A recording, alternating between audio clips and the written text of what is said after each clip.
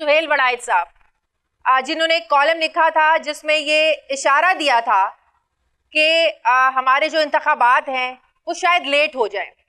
उसके बाद एक ऐसी बहस छिड़ी, हालांकि हम सब जानते हैं कि चीफ जस्टिस ऑफ पाकिस्तान काजी फाइज ईसा साहब ये कह चुके हैं कि 8 फरवरी 2024 को जो इलेक्शंस हैं ये पत्थर पर लकीर हैं। कोई भी इसमें अभाम पैदा करने की कोशिश ना करे, लेकिन ये अभाम जो पैदा हुआ वो सुहेल वड़ाइच साहब के कॉलम के बाद हुआ। उसके बाद सियासतदानों में भी ये बहस शुरू हो गई, फिर ये टीवी प्रोग्राम्स में भी बहस शुरू हो गई और आज तक ये बहस जारी है।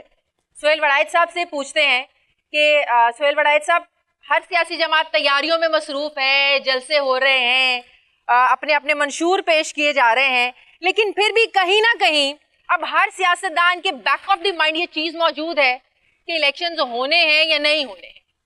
क्या कहेंगे आप? हमें ये तो पता है कि हर हलके में, क्योंकि मैं इलेक्शन को भी बड़ी बारीक बीनी से कवर करता हूँ, अब हमें ये तो पता है कि इलेक्शन में एक साइड का कैंडिडेट मौजूद है। अब जो दूसरी साइड है पंजाब में, जो कि पीटीआई है, उसका उम्मीदवार कौन होगा उसका अभी पता ही नहीं है।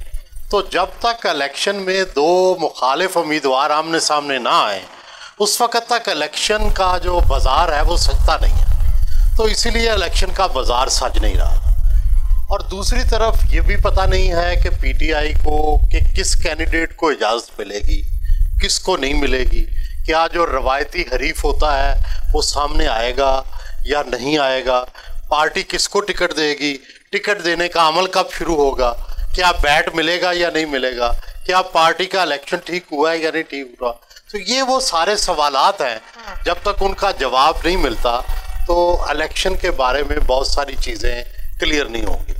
दूसरी जो बात थी कि मैंने बहुत जो बालाई हलके हैं उनमें ये सुना था कि भाई इस तरह की इलेक्शन को पोस्टपोन करने की बात हो रही है, तो हम अपने मीडिया में एक टर्म यूज़ करते हैं, उसको कहते हैं एक्सपोजिंग। एक्सपोजिंग ये होता है कि आप किसी चीज़ को, खबर को इसलिए देते हैं कि वो खबर देने से वो मामला रुक जाए। तो वो मेरा एक एक्सपोजे था कि जिसका मकसद ये था कि देखो ये साजिश हो रही है इलेक्शन को रोकने की, अच्छा। अब इसको पकड़ ले। तो वैसा ही हुआ, उसके खिलाफ जो है एक फजा भी बनी, उसके खिलाफ लोग बोले भी, और उम्मीद है चीफ जस्टिस भी इस पे पक्के रहेंगे, इलेक्शन पोस्टपोन नहीं करेंगे, क्योंकि इलेक्शन होना चाहिए हर सूरत 8 फरवरी को ही होना चाहिए। लेकिन आपकी बात करने का मकसद ये था कि जो लेवल प्लेइंग फील्ड देने की अगर कहीं से कोशिश हो भी रही है तो मामला लेट नहीं होना चाहिए 8 फरवरी से, ये मकसद था। ये देखिए, मकसद ये है ना कि अगर इलेक्शन पोस्टपोन हुए तो और भी खराबियां पैदा होंगी। सबसे बड़ा तो कॉन्स्टिट्यूशन के अंदर ये लिखा हुआ है कि 90 दिन के अंदर इलेक्शन होंगे। अब वो हम पहले भी कई दफा क्रॉस कर चुके हैं, अब फिर क्रॉस करेंगे, फिर हम सुप्रीम कोर्ट के फैसले को भी वायलेट करेंगे, पहले भी वायलेट कर चुके हैं। फिर हमारी दुनिया में कोई हैसियत नहीं रहेगी, कॉन्स्टिट्यूशनल सेटअप नहीं रहेगा, सारे फैसले गैर आईनी होंगे, और फिर किसी और वादे पे कैसे यकीन करेंगे। तो ये इसलिए जो एक चीज तय हो गई है उसको हो जाना चाहिए। लेकिन सुहेल साहब, खेल के मैदान में जब दो खिलाड़ी हों और खेल के करके जीते तो जीत का मजा आता है। खाली खिलाड़ी ने खेला तो क्या खेला?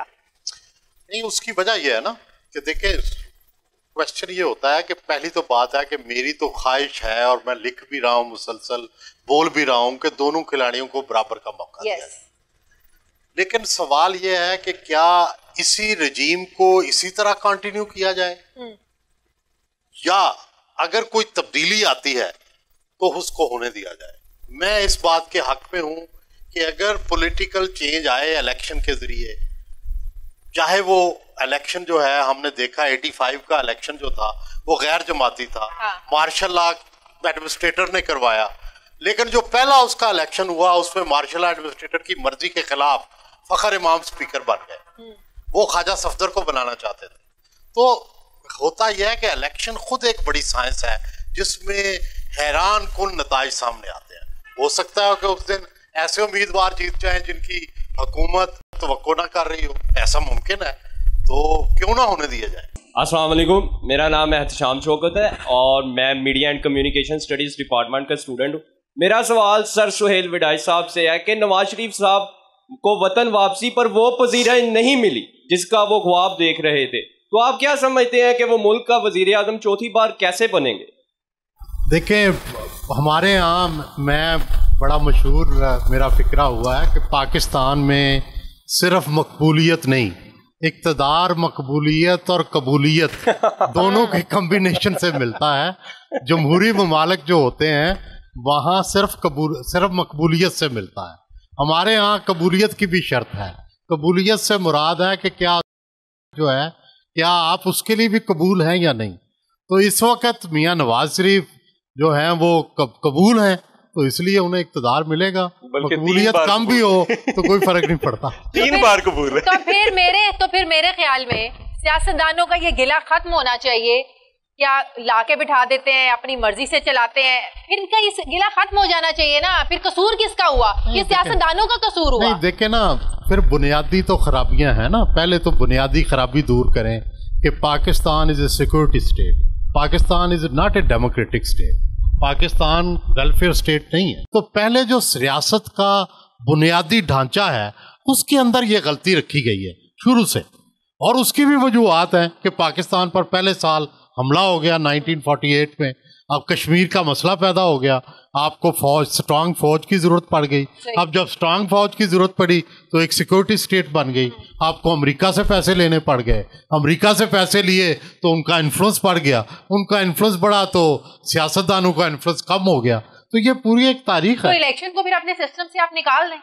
नहीं, उसकी क्या वजह है? आप ये कमज़ोर जमहूरी सिस्टम भी आमरीयत से बहुत बेहतर है।